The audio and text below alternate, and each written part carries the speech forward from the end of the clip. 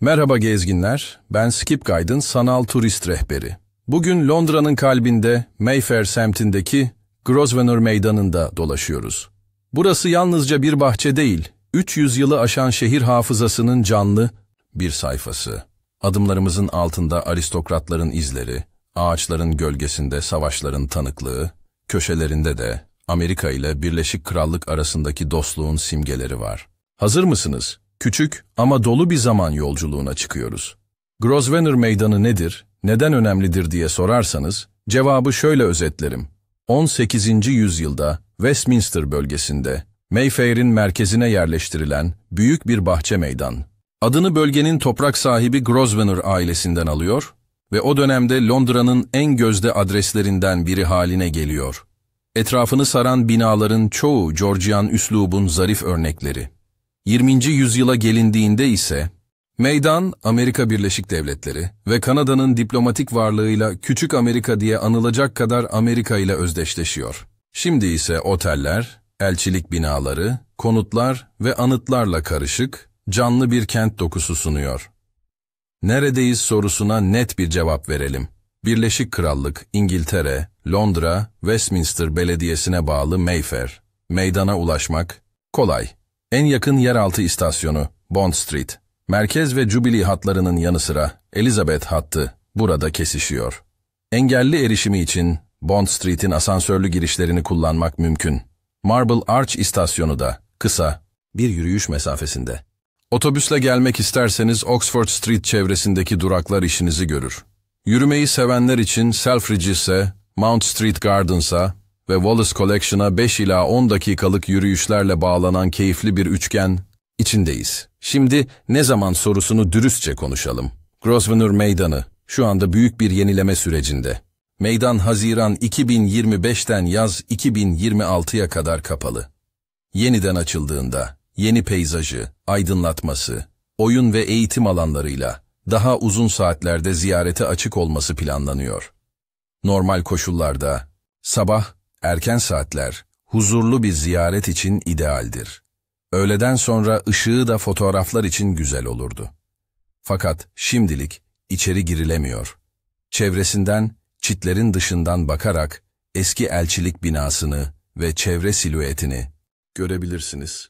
Seyahatinizi planlarken güncel durumu mutlaka kontrol edin.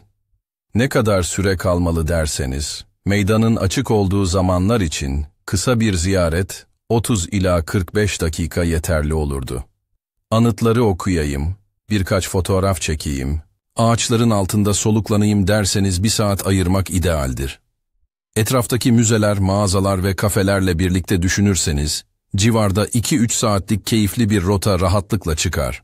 Wallace Collection'ın ücretsiz kalıcı sergisi ve Oxford Street alışverişi bu zamanı kolayca doldurur. Peki nasıl gezilmeli? Grosvenor Meydanı bir kamu bahçesi. Giriş ücreti yok. Şu an kapalı olduğu için içeride dolaşım mümkün değil.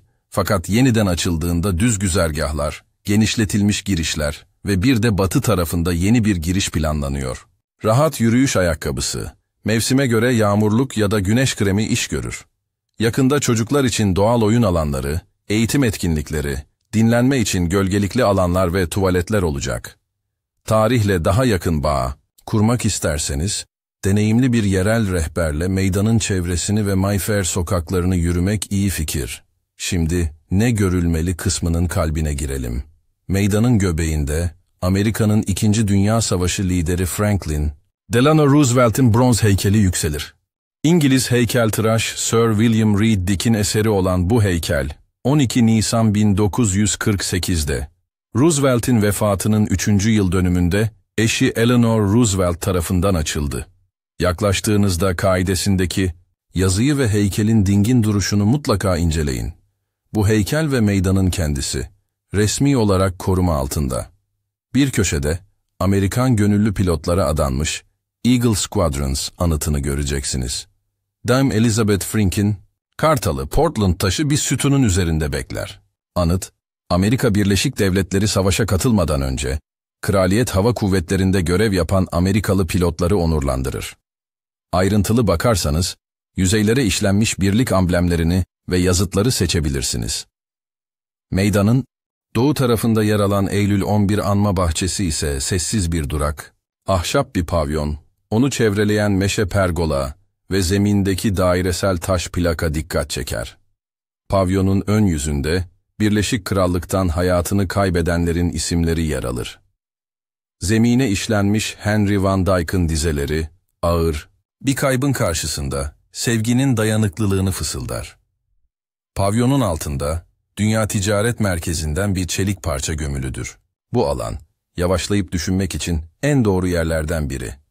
Amerikan başkanlarını hatırlatan başka detaylar da var.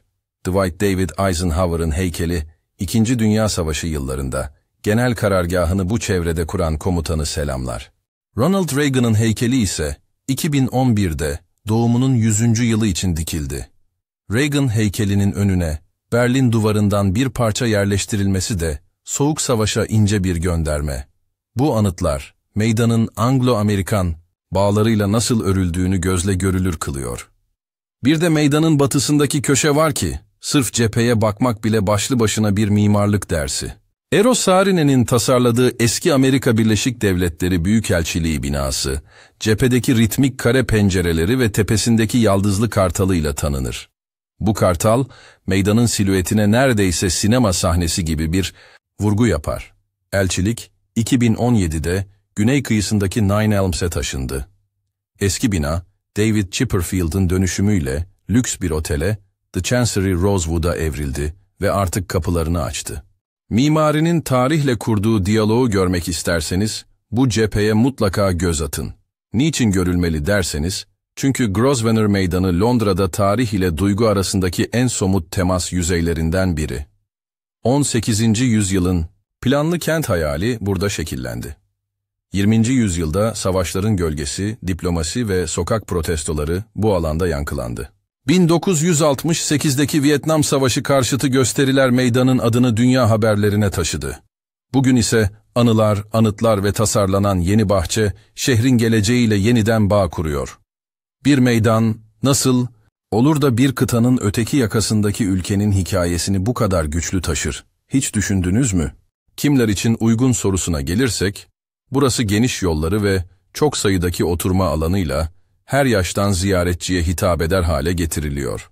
Yeniden açıldığında, düzleştirilmiş patikalar ve genişletilmiş girişler erişilebilirliği artıracak. Aileler için çocuklara yönelik doğal oyun alanları, sakin bir kaçamak arayanlar için gölgeli köşeler planlanıyor.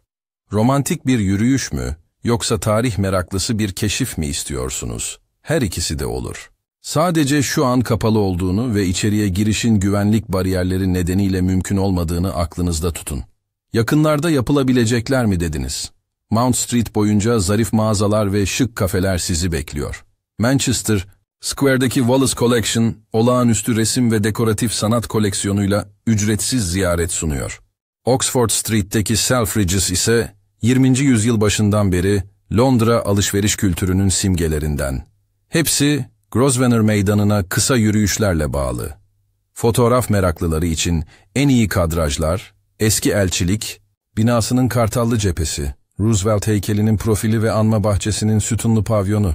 Gün batımında cephedeki ışık oyunlarını yakalarsanız, Londra size küçük bir ödül verir. Şimdi bir nebze nasıl ve niçini duygusal bir yerden bağlayalım.